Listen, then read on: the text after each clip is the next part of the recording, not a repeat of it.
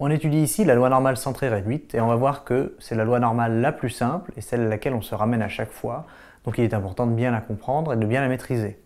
Donc on va dire qu'une variable aléatoire grand X suit la loi normale centrée réduite sur grand R si sa densité est définie sur R par la fonction phi de x égale 1 sur racine de 2pi exponentielle de moins x2 sur 2.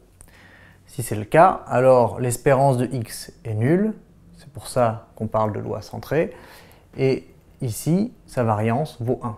Alors attention, même remarque que précédemment avec la loi exponentielle, puisque phi est défini sur grand R, on devrait avoir moins l'infini et plus l'infini comme borne à l'intégrale.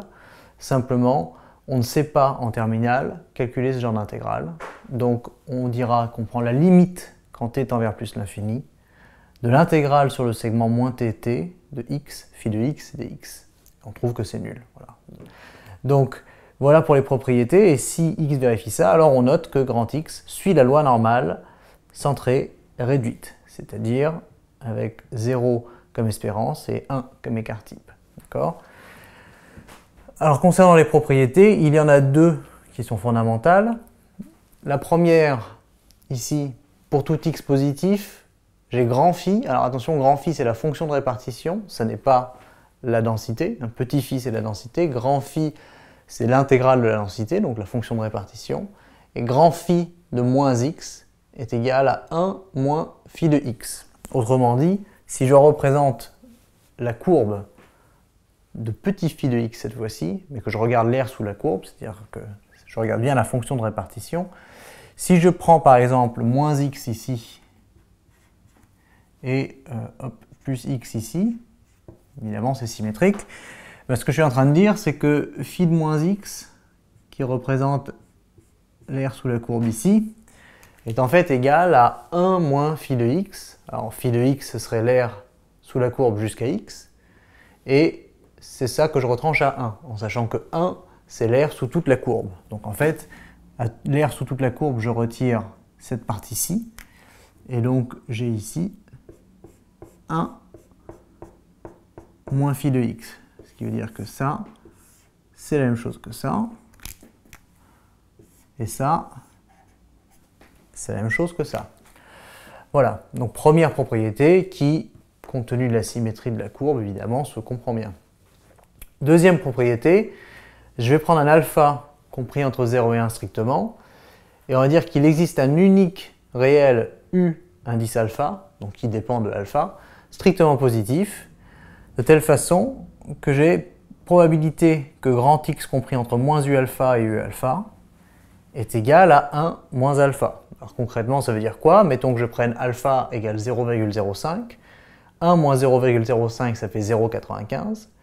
Et je cherche à quel intervalle doit appartenir grand X pour que la probabilité qu'il y appartienne vaille 0,95. D'accord? Simplement, si par exemple je prends schématiquement ici U de alpha et ici moins U de alpha, cette probabilité est donnée par l'aire de cette région. D'accord ? Or, comme je sais que l'aire sous la courbe vaut 1, si je prends alpha compris entre 0 et 1, ici je vais trouver quelque chose de strictement compris entre 0 et 1 également, eh bien, je comprends qu'en fait, je cherche U alpha tel que, symétriquement par rapport à l'origine qui est ici, je place mes deux points pour que l'aire ici en rouge vale, par exemple, 0,95. Alors 0,95, il s'avère d'ailleurs que c'est une valeur à retenir et qu'il faut retenir du coup la valeur de U alpha qui vient avec, qui vaut 1,96. Et donc ici, on a moins 1,96. D'accord.